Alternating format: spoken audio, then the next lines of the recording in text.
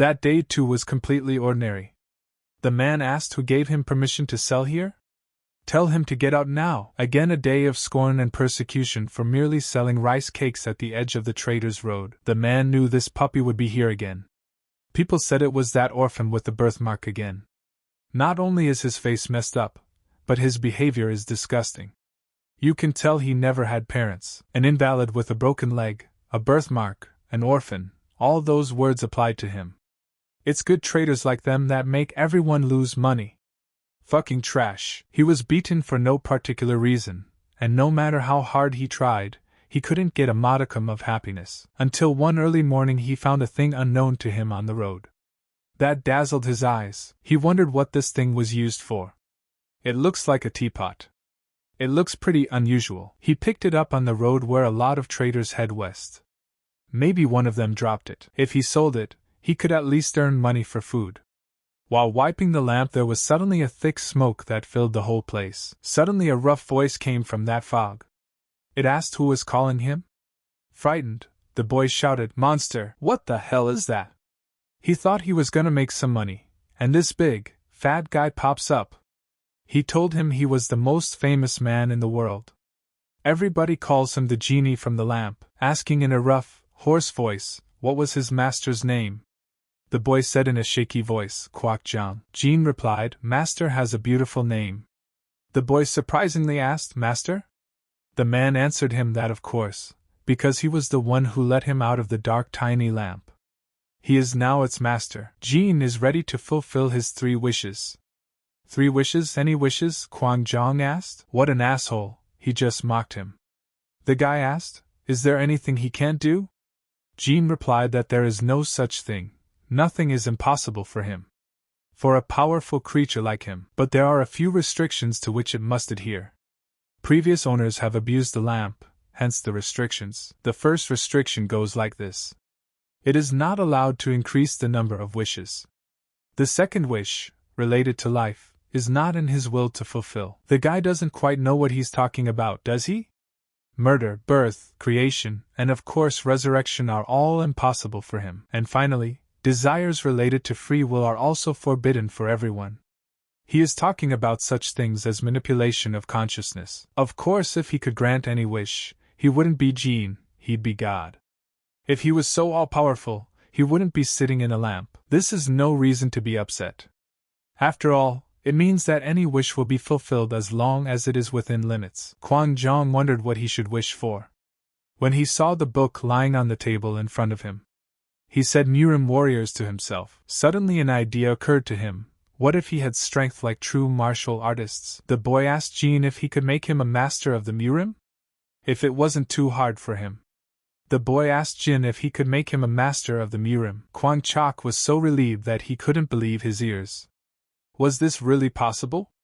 He will become a Murim master? Of course it's possible, replied Jean. Let him wait for a second. Suddenly, Jean suddenly vaporized.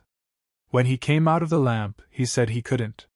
First he disappeared, then he came back and said he couldn't. He visited a place called Murim and returned, for it was his right to know what the lad wanted before granting his wish. The Murim he was talking about, they're real crazy monsters that have reached the level of superhumans. This desire is beyond him. There's a chance he could die because of it, because of the consequences. That's why he can't fulfill it. Jean is sorry, but after seeing those people like that, his mind was turned upside down. Let him be patient for a while, he needed to get his thoughts in order. He asked him not to go. Let him listen to another wish, and then he could go. Would he just leave like that? The guy wants a lot of money. Not just coins, but all the silver, gold, silk, jewelry. And let him put all the treasures in a cave on the side of a steep mountain, so that only he knows where they are and no one else can find them. Such a wish is within his power to fulfill. All right, said Jean. He will have plenty of gold, silver and silk. And then the second one. Kwok Jong wants a healthy body, 183 centimeters tall, strong muscles and bones. That's easy for Jean. Now he'd made a model of him. The guy couldn't believe such a miracle. Was it really him? Just did what he had to do. What thanks? It was time for the final wish. Jean advised him to take his time. It was his last, and he should think carefully before he said it to him. Return to time, how wonderful it sounds, thought Kwang Chok. Have him return to the time and place he wants. So far, no master had ever made such a wish, so he wasn't sure. Has no such wish ever been made to Jean? He answered that yes, and besides, because of the time paradox, two lamps cannot exist at the same time. He can't follow it to check whether it worked or not. It is unknown if the previous two wishes will affect his past wishes. The boy had expected that answer from Jean. It was time travel, he guessed, and there would be side effects. Nevertheless, a wish is a wish. I want to go back in time. I want to start my life over. He's a genie, bound to fulfill his master's wishes. At least he'll try, if he's lucky. After that it was as if he had fallen into a long sleep. Everything in the universe became incomprehensible to him, and suddenly a ray of bright white light came out of the water, so bright that it was impossible to take one's eyes off it, and there he lay in the empty forest. A tear ran down his cheek. When he came to his senses, running his hands over his body, standing up, he shouted, "It worked!" Looking up at the mountain, squinting, the guy was surprised to see rays of light that blinded his eyes. As he climbed up the mountain, the light grew brighter and brighter. When he reached the top, he saw that his mysterious treasure lay there. In a delighted voice, Kwang Chok shouted that it was unbelievable. There was more there than in the neighborhood, no, even more than in the whole world. Bathed in gold, he was insanely happy. When he looked at his image in the mirror, he saw a strong body, healthy legs, flawlessly smooth skin. This handsome man was definitely him, even younger than he was. All three of his wishes had indeed come true.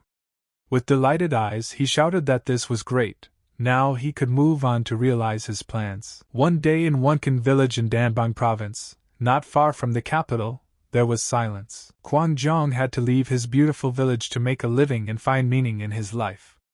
After saying goodbye, he left. He put in all the money he took with him except for a few gold coins. Now the guy needs to get some suitable clothes and start learning martial arts. When the students saw him, they were surprised. A young gentleman from a rich family? What a handsome man! Where did this young master come from? He received so much attention that he blushed. It was something he'd never even dreamed of before, all tall in silk clothes and with such a handsome face. He just couldn't help but attract the attention of others.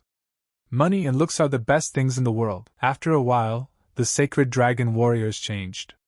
Seeing a large red plaque hanging on the wall, he was surprised. He saw a man sweeping near the gate and approached him. The guy asked if the sacred dragon warriors were here. "What business are you interested in?" the man asked. "He's here to make a request." Kwang Chok replied that he wanted to learn martial arts. Walking inside, he saw a big, huge house. It was the Dragon Warrior's mansion, where the office of the head was present. In front of him was a bowl-shaped circle where he was told to sit. Suddenly, the head of the sacred dragon, Jo Hong, appeared out of nowhere. The man asked if he wanted to join them. If he said yes now, he'd be immediately defeated.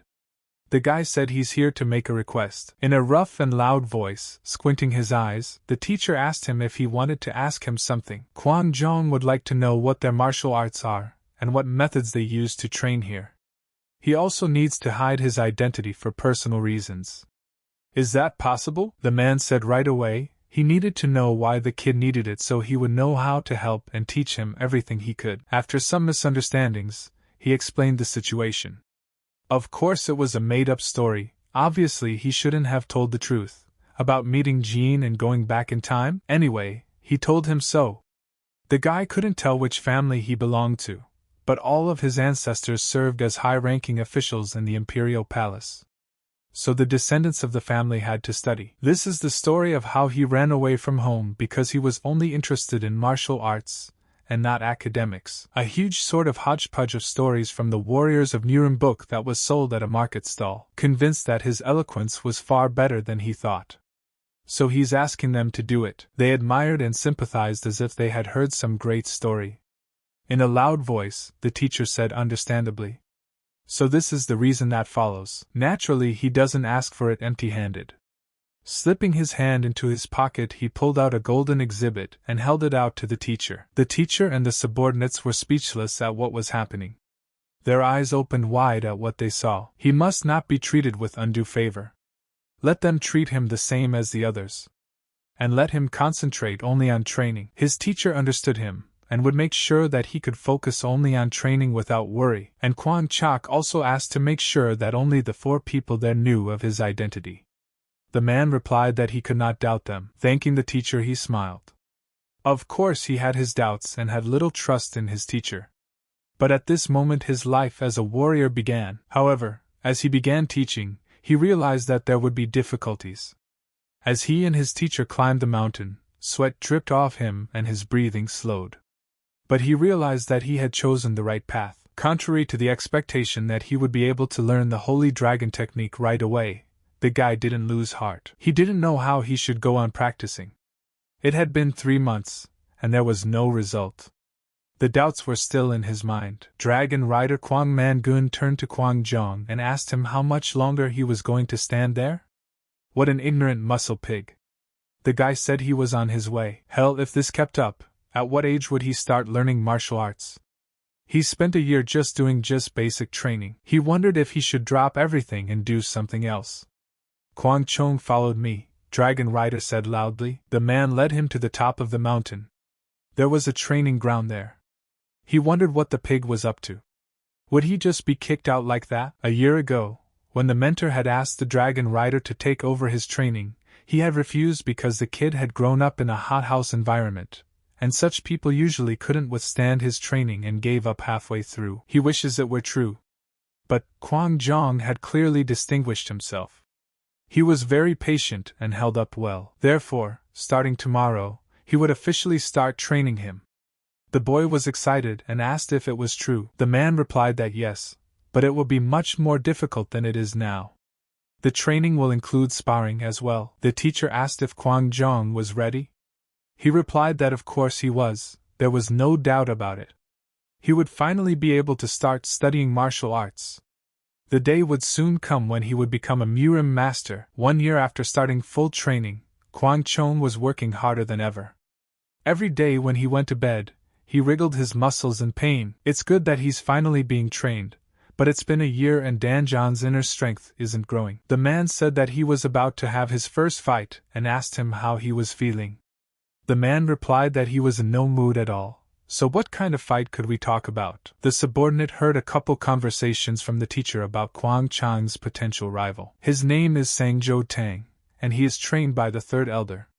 He comes from the Valley of Death, competed in strength from an early age, and trained at the Pungak Academy. Big frame and fast legs.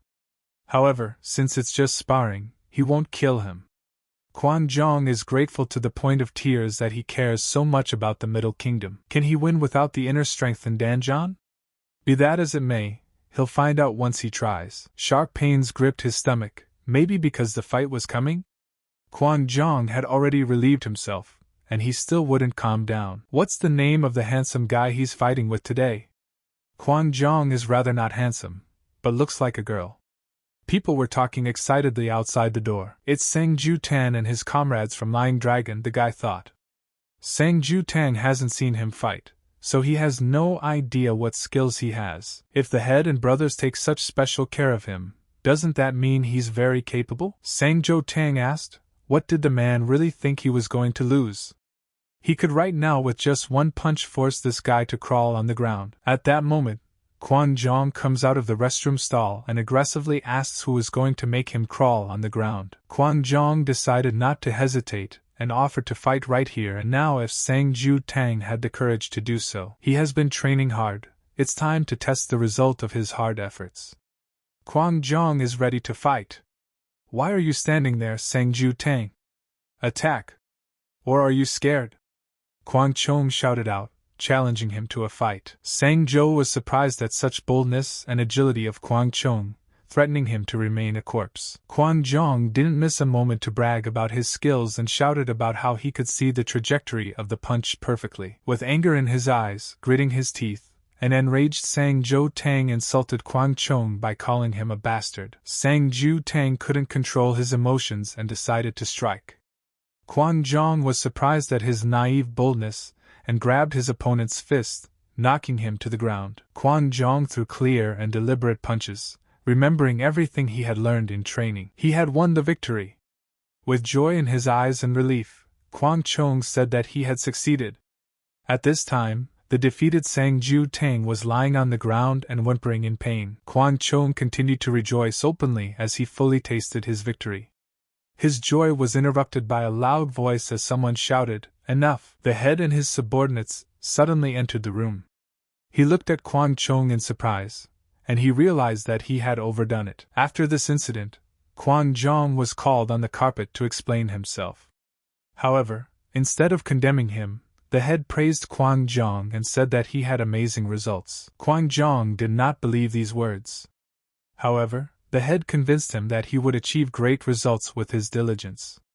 It's definitely an amazing talent, and the speed of its development is far greater than the effort invested. The head asked Kwang Chong if he wanted to be his disciple. Kwang Chong took out a gold souvenir from his pocket and gave it to the head as a token of gratitude. Did Kwang Chong really have such a talent? He felt an indescribable joy that he had become stronger. He never thought he would hear such a thing. It's all thanks to Jean and his wishes that changed his life. He is truly grateful to him. Kwang Chong has occasionally participated in sparring, but there have been no worthy opponents since his victory over Sang Zhou then. Immersed in training, Kwang Chong didn't even realize he was 15. He had never lost and became the best among the sacred dragon warriors. At that time, he thought he had everything. That was until that day came. One fine morning, the dormitory of the sacred dragon warriors was quiet and idyllic. While sweeping the dormitory courtyard, suddenly from nowhere without fear someone poked at him.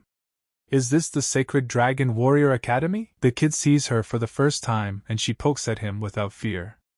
"This is not a place where uneducated kids can come like this." He told her to leave quickly. What? An uneducated child? How dare he say such a thing at her? Squinting her eyes, the girl was in a fit of anger. To her, of course. Who else would he say that to? The girl asked, "Does he want her to cut off his tongue?" Kwang Chong was surprised at the girl's boldness. "But he has nothing to fear because he's the best student." "Such a small thing." The guy said she was the first one to poke him. The girl took it back, which is natural, her status allows her. However, the guy has status too, even though it's a lie. But how dare he brag about his status in front of the Bakri family? Isn't he too arrogant? The girl asked with a smile. The Bakri family, with fear in their eyes, thought he? There are influential Kanhasibi families in Mirema. These families have conservative views. They have more respected people from Wasen and Zhongam, but John Hasabi families have Jian Hasabi families, and the Bakri family is one of them. But what is one of them doing here? Laughing, he thought the girl was joking. "Stop talking nonsense." With a spark in her eyes, the girl shouted. "She's giving him a chance. Let him get on his knees and apologize." The guy thought that even if it's a little girl, you can't look down on her. But even so, he can't give in. So he shouted, "What if she doesn't want to?" Blazing with rage, the girl shouted in an angry voice that she would tear the veins in his legs so that he could never walk again. He asked them all in Bakri, tearing the veins out of people's legs? The girl replied that it was her personal business and had nothing to do with the family. He would regret it for the rest of his life if he didn't get on his knees now. With his hands raised, he says it's time to fight. He has no choice but to stand up for himself. Suddenly he received a slap on the head from behind. Covering himself with his hands, he realized it was the teacher. The man asked, "What is Kwang Chong doing? What's going on here?" Suddenly a voice came from the girl's direction.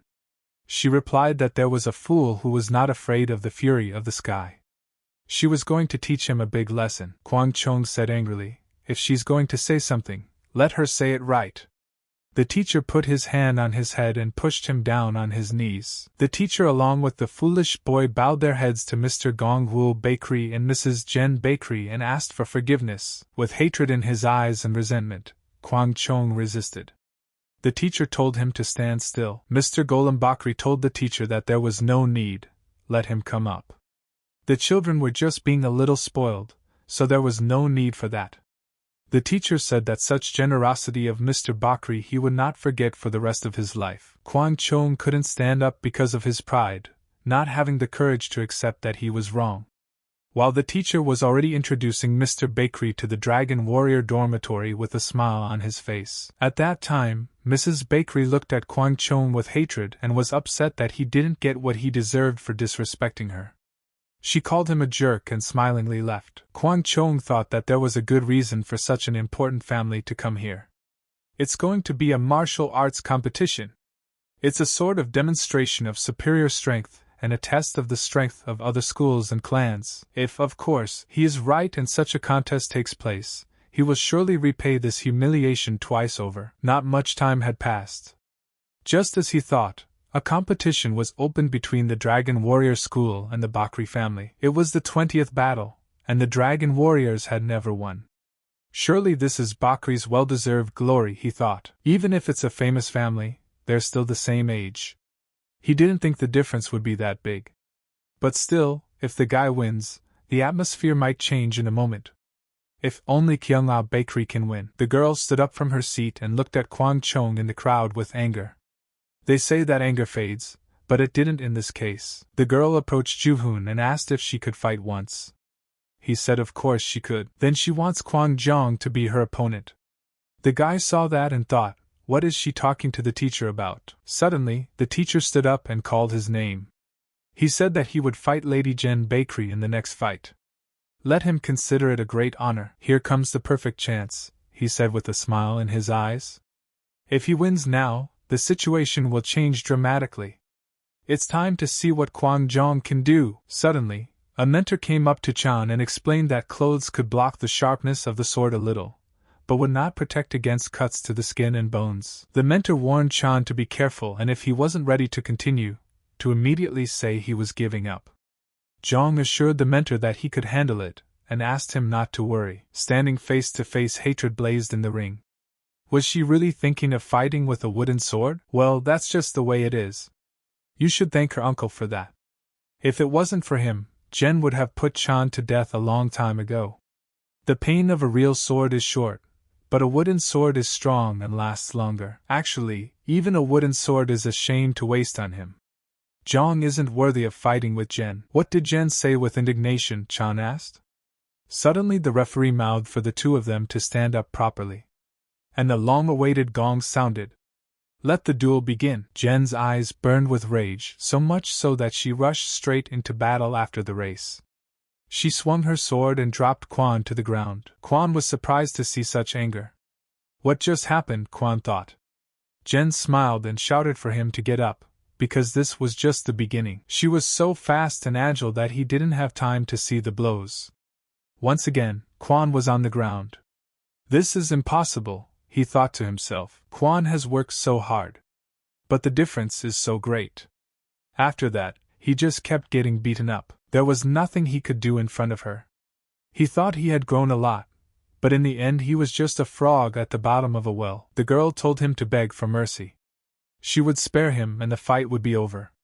With sadness and anger in his eyes, Kwan couldn't ask for forgiveness. Jean took pity on him, and he's calling him names. Just die. He was brutally beaten. His pride, his confidence in his strength, they're gone. It had been 10 days since the battle. When he opened his eyes he didn't realize where he was and remembered what he had lost. Suddenly there was a knock at the door. Who had come to his door at this late hour, he thought. Who was it? He asked Kwan. Opening the door, Kwan was surprised. He remembered that on the day of the fight, the guy was with Sang Ju Tang. He came because he had something to say to Kwan. That day he received a letter from Sang Jo then. It said everything about the sparring 3 years ago. Even about the teacher's dirty dealings. Kwan heard that the teacher paid Sang Jo Tang to deliberately lose to Kwan. Coming to the teacher said he knows everything, even let him not dare to cheat. Thinking about it, the guy wanted to know about all the sparring for the past 3 years. How stupid he was. Come to think of it, there were quite a few strange occurrences during that time. Did the teacher need his money that badly? Ashamed, the teacher tried to convince Chon that it was not like that and told him what an amazing talent he had. It's hard to put it into words, but he's the best the teacher has taught in decades. Realizing the guilt he feels towards Kwan, he tries to hold him back in any way he can. That's why the teacher takes special care of him. He thinks he's right about his ability. He's still the best student in the school's history. For money, Teacher Young would do anything. He tells him that he is completely sincere. But he could no longer hear a single word of the teacher who wanted to explain something to him. He didn't even want to be there anymore because his greed for money had gotten to the point where he couldn't take it anymore. So Kwon left. Walking out of the teacher's room, he headed towards his mentor. Kwon asked, did he know everything too? The mentor replied regretfully that yes. Now he knew everything too, and they were ashamed of him. The kid replied that he was the one who should apologize to him and everyone else from the school. Mentor doesn't need anything, but let him talk to the guys for sure. Outwardly they don't show it, but there are some severely traumatized guys among them. Kwon asked his mentor if he knew what kind of teacher the man was. He knew as well as anyone, he replied. But then why couldn't he leave? The teacher promised to keep the school. However, he would give him a share of the profits. Kwon was shocked by his mentor's words. He had thought about giving up at first too, but a teacher is a teacher.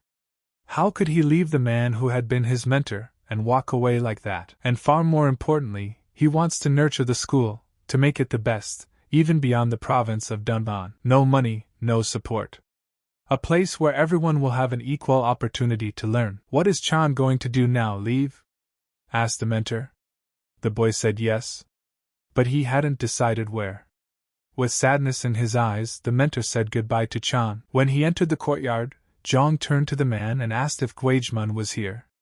The man replied that they were making lids. His mentor said that this was the place where he could really learn martial arts. He wondered if they really taught that here. Kwon Jong asked, is he alone here? The stranger replied loudly and clearly that he was with his teacher. Kwon was shocked by the stranger's words.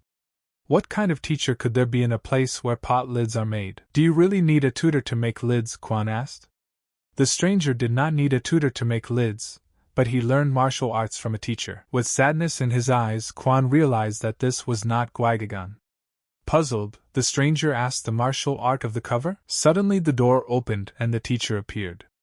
Kwon didn't expect to see him, but he realized it was the teacher. Immediately, Kwon introduced himself and asked Her Gwaejman, where do they teach the cap martial art? He happened to hear about a martial art called Gwaejgan, based on a pot lid.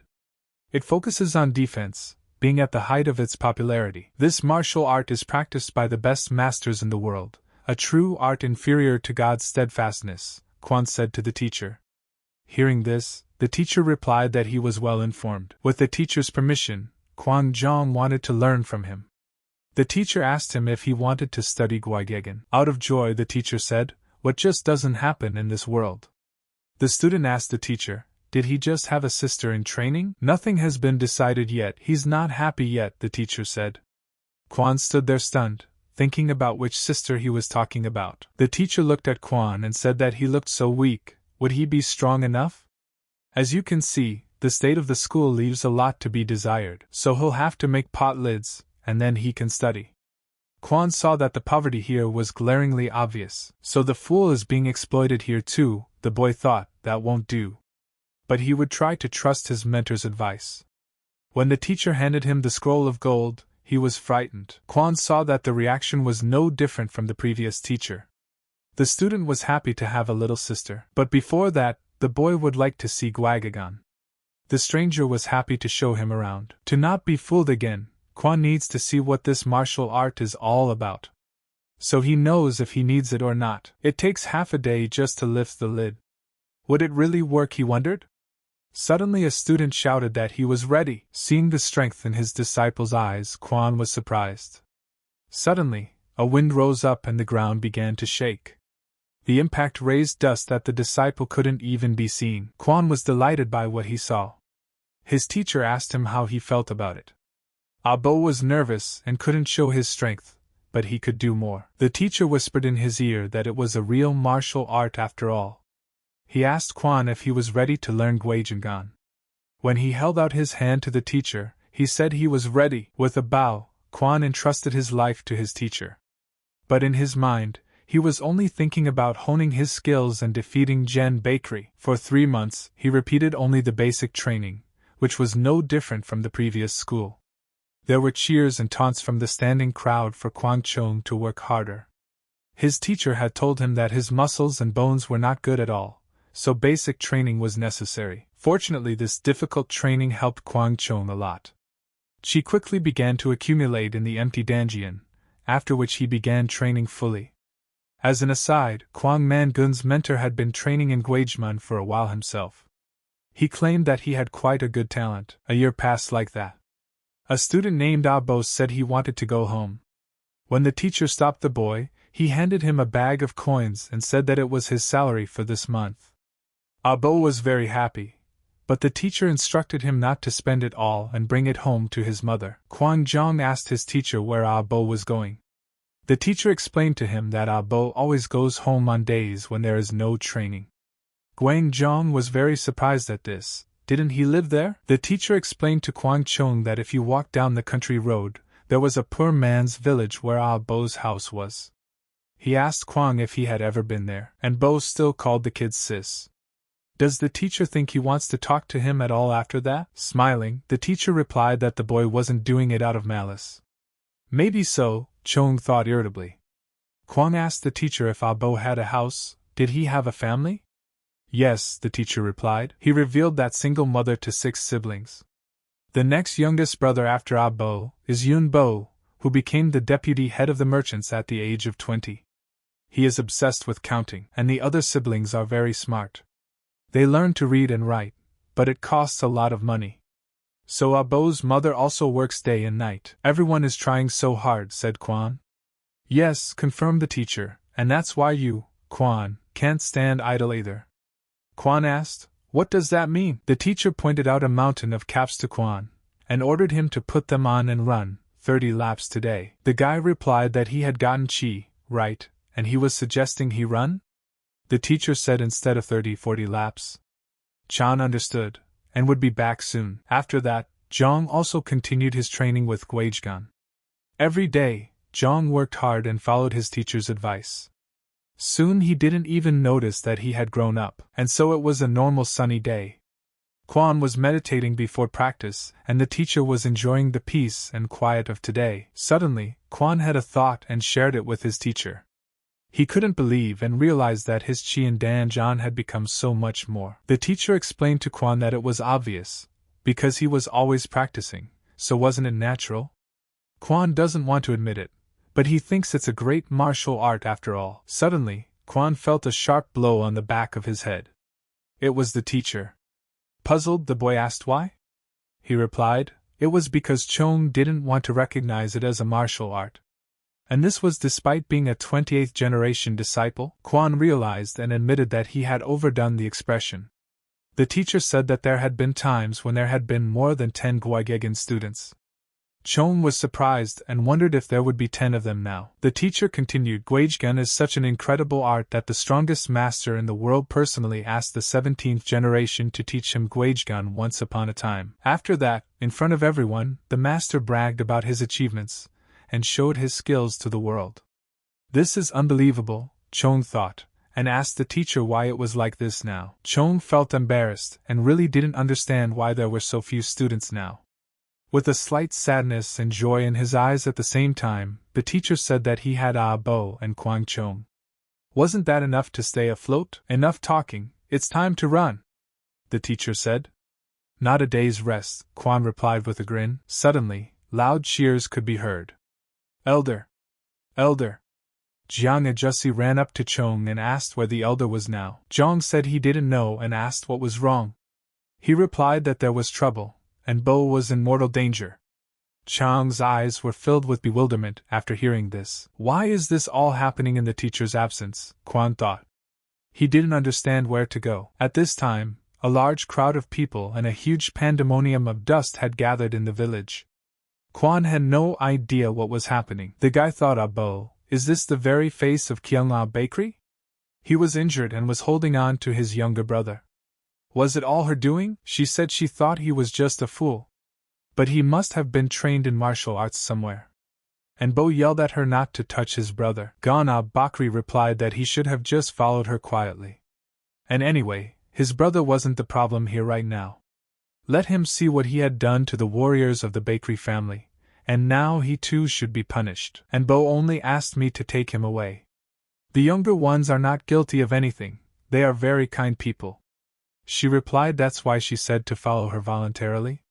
If they continued to resist, he and his younger brother would die. The girl tells Ji Yunbo to convince her stupid brother. She doesn't want to show her worst side either. Younger brother asked Mrs. Bakery would it not be enough for her to just pick him up. And Bo shouted that Yunbo should stay home, so he would go. The youngest persuaded his older brother Hyan that it was his business, and that he should stay. Yunbo reminds him that he's the youngest and the youngest must be protected. He's a fool, but he's sure of it. He continued that people say if the Bakri family takes someone away, they die.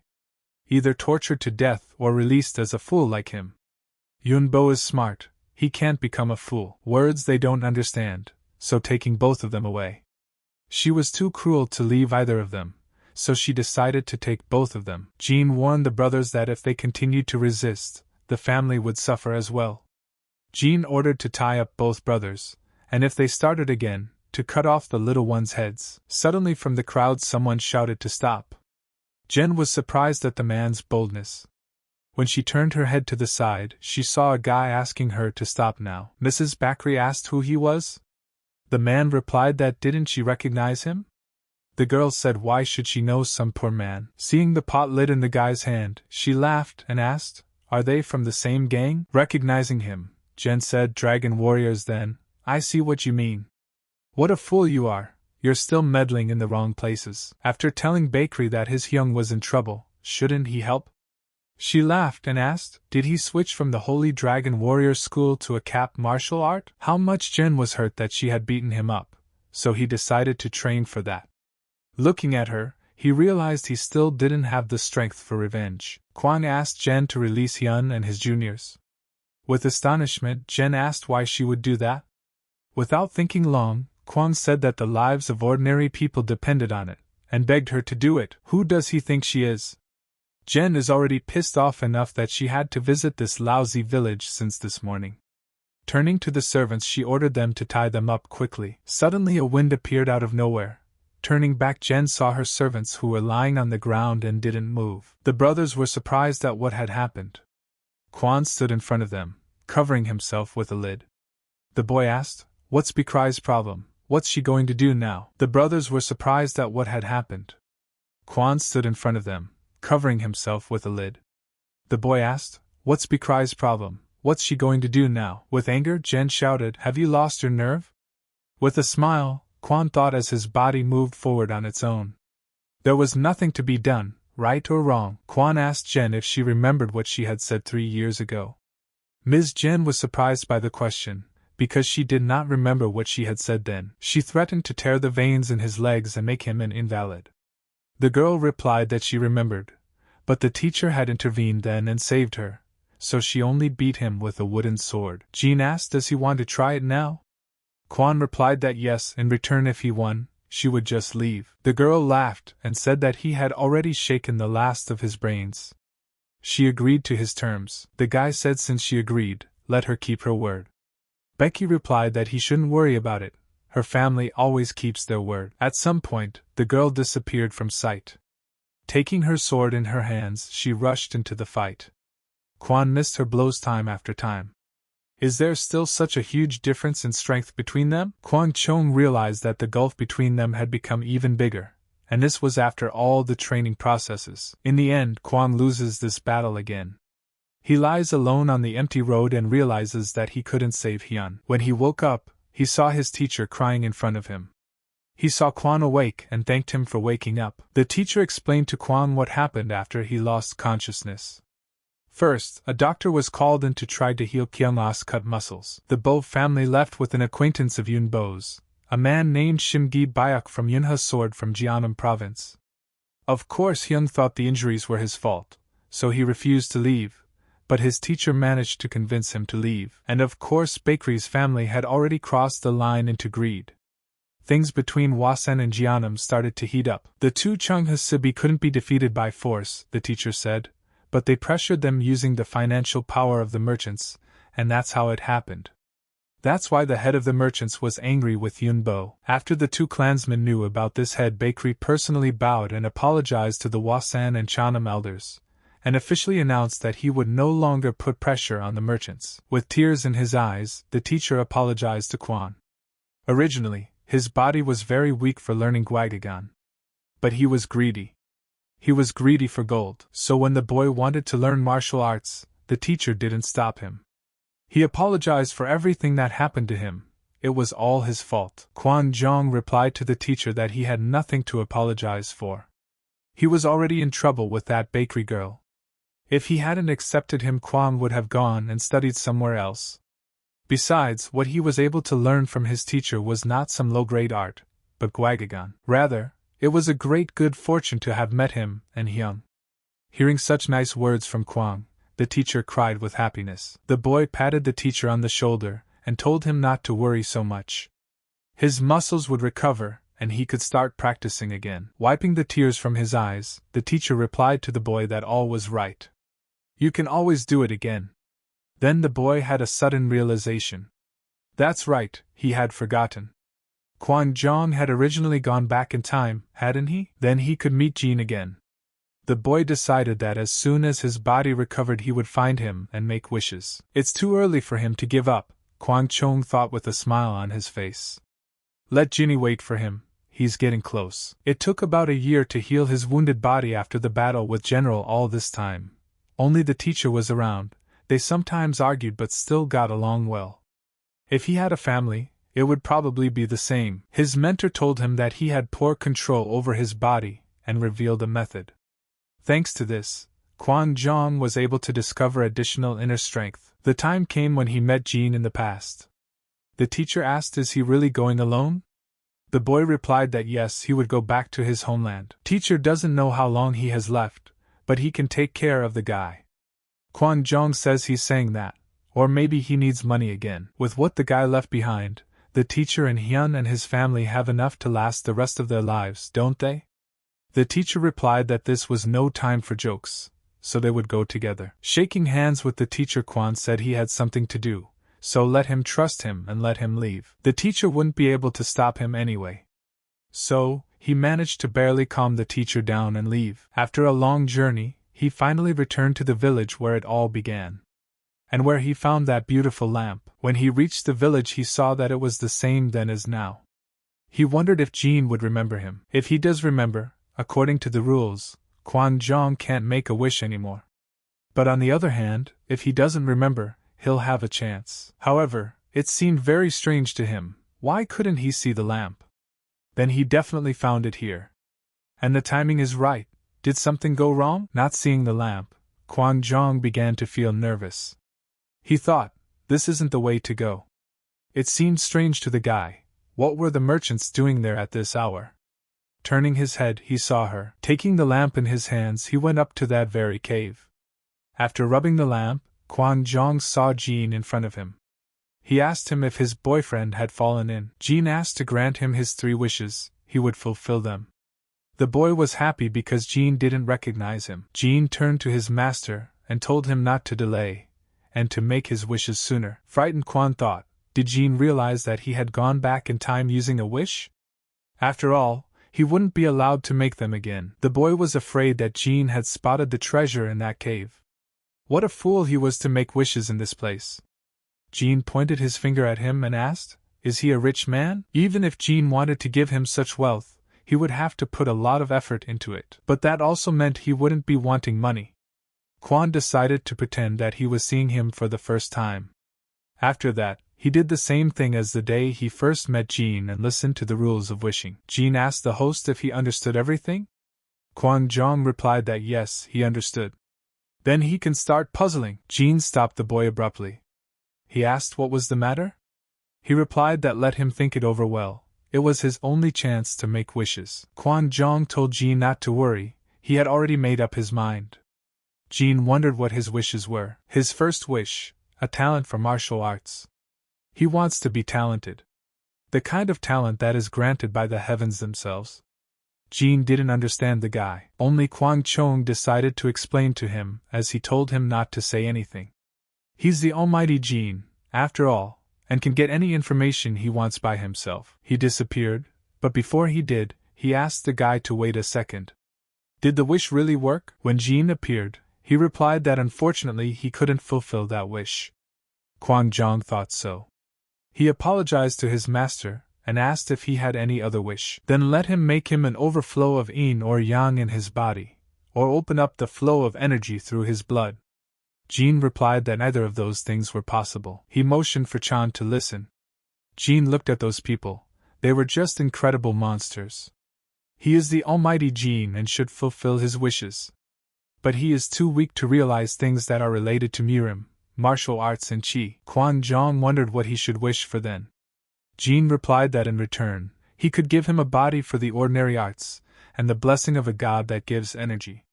The guy said that was pretty good, and thanked Jin. He said, "Thank you." It's all he can do with his powers.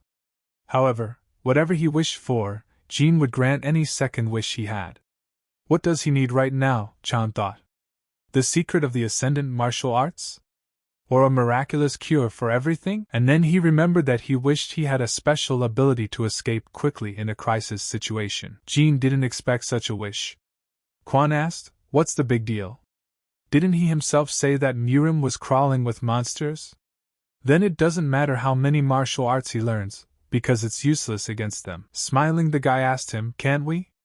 While true, complicated and confusing, Jin replied that it was possible. Kwang Chong was surprised, and Jin, while pondering his master's wish, came to the decision that anything was possible. Looking around, the boy asked fearfully, "Where are they?" Jin replied that the place was called Africa. It would take 5 or 6 years to get there, from the Central Plains. Jin asked the guy to look over there. Kwang Jong was surprised. "Is it definitely an elephant?" Pointing to the lion, he said he had only seen it in books. Laughing, Jin said, "There's nothing to be surprised about there. This is the power of teleportation." With the power of teleportation, Kwang Jong would be able to escape any danger. Jin replied that he had the right idea. No one would be able to kill him unless it was God. With this power, he could go to the Shaolin Temple in Wasan. He could also easily go to the North Sea Ice Palace, Heavenly Demon Church, and Podalap Palace as if it were his home. Looking at Jin, Quan asked, "What's wrong? What's wrong with his facial expression? Is there really a problem?" Jin replied that it was disposable. Arriving back in the real world, Quan was surprised that Jin had sent them back and forth. He replied that he was omnipotent, after all. Kwang Jong asked Jin if he had something else. "How about a magic carpet that can fly through the sky at high speed?" Jong inquired, "Can it really fly through the sky?" The one replied that yes, it flies high in the sky, and unless it's a Wagian class master, no one can catch it. Quan listened intently to Jin, but still asked, "What if the enemy's knife was at his throat before he took to the sky on the carpet?" Jin replied that then he would just die. Quan asked Jin if he remembered why the guy asked him for a way to run away quickly. Jin replied that there was actually a great way that was perfect for him. "Not disposable this time?" asked Quan. "Don't worry, Master, this time no," replied Jin. "Will it help him escape from Master's sword?" The one replied naturally. Such confidence from Jin, it was hard for Quan to believe that everything would come true.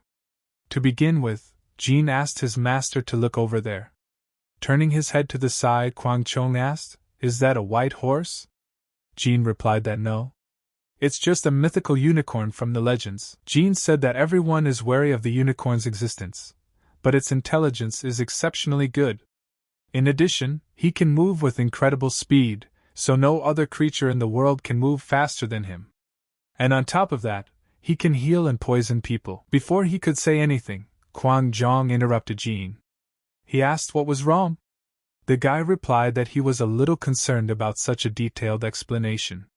He thinks there's some kind of restriction. "But how does Quan know that?" Jin asked. He replied that it was obvious, and asked what the restrictions were. Jin replied that the master must personally catch it. He can't influence the unicorn in any way. In return, he can give the guy a ride to its habitat. Quan made a second wish and moved to the place where the unicorns lived. He had to decide what to do now. Jin warned Quan that if the unicorn approached, don't try anything by force. The boy asked why. "Usually when you catch a wild horse, it is tamed that way." He said the unicorn is strong, and if he gets angry, he can be very frightening. So don't try to forcefully subdue him. "What should he do then?" Kwang Jong asked. Jean replied that he could stick his finger in the unicorn's poop and eat it, and then laugh hard. That way the unicorn should let its guard down. From what he heard, the boy became indignant and asked Jean what kind of nonsense he was talking about. At the time, Quan thought it was just absurd, but just as Jean Quan said, he made sure that the unicorn was very cautious. At this rate, he would definitely not succeed. Looking down, Quan saw brightly shining rays, and remembered Jin's words that unicorn poop was different from normal poop. Could this be what Jean had meant? Maybe they could be friends if the guy ate his poop, but who knows?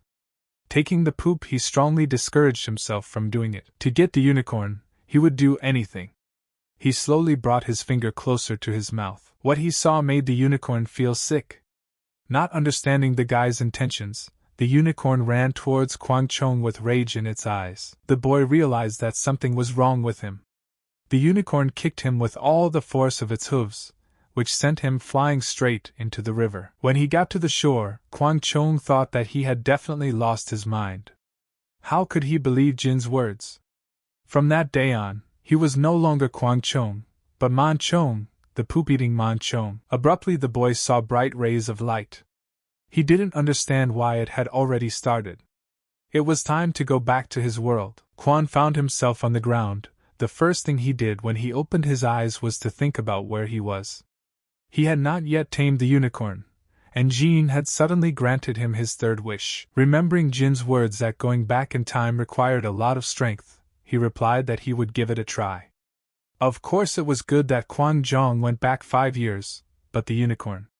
As he asked him, Jean gave him a lid and some gold, and most importantly, he got his first wish. So that's what it is. Now he can understand what his mentor taught him earlier. His words now have a deeper meaning. All the basics of martial arts that he had learned were starting to take on a new meaning. So that's what talent is. It's a pity he missed the unicorn, but maybe he'll get another chance. To begin with, Kwang Jong decided to get out of there. When he came out of the cave, he saw the desert around him. He didn't understand where the hell he had gone. The man turned to the head saying that they were finished. Everything was loaded. The master replied that it was wonderful. Jae Chong Sab, the head of the Changnoon Merchant Guild, shouted that it was time to depart then. Turning to Chan, he asked if the boy had heard. At that time, Jong was buying his own food. Jean sent him to the western region. For several agonizing months the boy tried to talk to people with gestures, because no one here knew his language. Fortunately, Quan was lucky enough to meet a caravan of Chanun traders traveling to the central region, and he went with them. Out of respect, Quan offered the head a treat.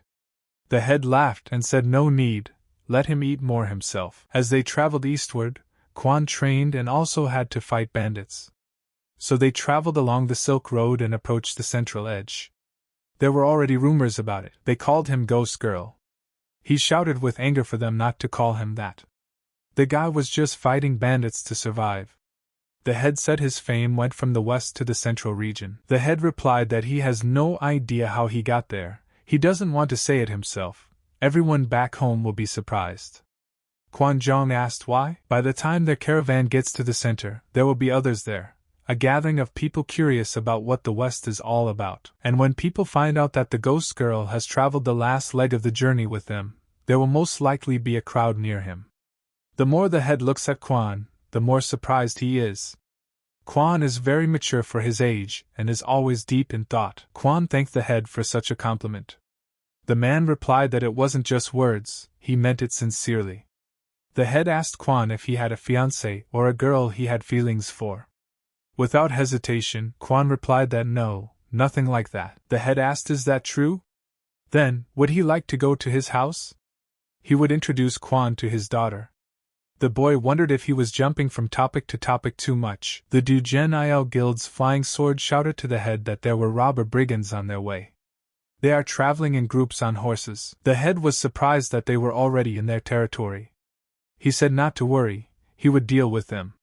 He also warned them to keep their swords ready in case of an emergency. Quan offered his help to the head. He said thanks. He knew the guy would offer his help. Nothing, just let him stay close to him. Quan was surprised and asked the head, would that be enough? The man laughed and replied that yes, the strength of his reputation was important to them. Kwang was approached by Du Gen-il calling him Ghost Girl. The boy asked to just call him Zhang. The man said okay and told him that today's robbers were most likely black Mijaks. You could say they are an absolute powerhouse there. He didn't know who the guy was dealing with in the West, but there are those who are good at martial arts there. So for everyone's safety, please let them please follow his order unquestioningly. Quan replied that he understood. Looking at him, Guang Zhong thought about the strongest warrior of the caravan, Du Kyung-il, being nervous in front of a gang of bandits. Who the hell are they? The black Mijaks were getting closer and closer. As he looked at them, Kwang Chong saw some bound men in their crowd. Those bastards, he thought. Seeing that Kwang Zhong was already at the ready, Du Kyung-il asked where he was going. The guy replied that there were only 20 of them. He doesn't believe that a small group of freaks will be able to stand up to them. Chan said that their forces were enough to suppress the Mijaks. The man asked that if it was because he saw those people, he couldn't. Kwang asked why. Du Gen-il can't risk his men to save them. Even if there are only 20 of them, there are actually only about 500 black Mijaks, and these are just a fraction of them. 500 people, Kwang asked. In addition, their leader Desert Blood had long been recognized as the strongest. His level had reached its limit. He came to this desert when he was pursued by the Association and Nurim Masters. Also, many of his subordinates are incredible warriors. The man asked now, did Kwang realize how dangerous it was to oppose them? Let him do what Du Kyung-il says. The boy looked angrily at all this and mentally wondered if there was nothing he could do to help them. Approaching them, Jae Chong-sab, the head of the Chanan Merchant Guild, introduced himself. He had heard rumors about the reputation of the Black Desert Heroes. He said that it was an honor to personally meet them today. Laughing, the man replied that the head knew how to speak beautifully. Today he was in a great mood. He had not one, but two things to do during the day. The head of Jejung Siab handed him a bag of money and asked him to take it. After opening it, the man said he would look at it now. The head of the Mijaks asked angrily, is he mocking him or something? Then his gaze fell sharply on Chan. He asked in surprise, is he a ghost girl? Could it really be her? With a cough, he shouted to everyone that it was time to leave. They turned and galloped in the opposite direction. With trembling hands, head Jejung Siab wiped his face with a handkerchief. He said that all the guys were good. After bowing to Du Kyung-il, he added that they were, but the head hadn't forgotten about Quan. He said that it was only because of his strength and recognizability that they had avoided trouble. And they were very lucky indeed. As night fell, Quan decided to follow the Mijoki bandits. He found their camp, where everyone was already asleep. Looking at them with an angry look, Kwang Chong wondered, what now? Suddenly a question came from behind the guy. What's that ratty little thing they have there? Though no, you can't call a celebrity a rat.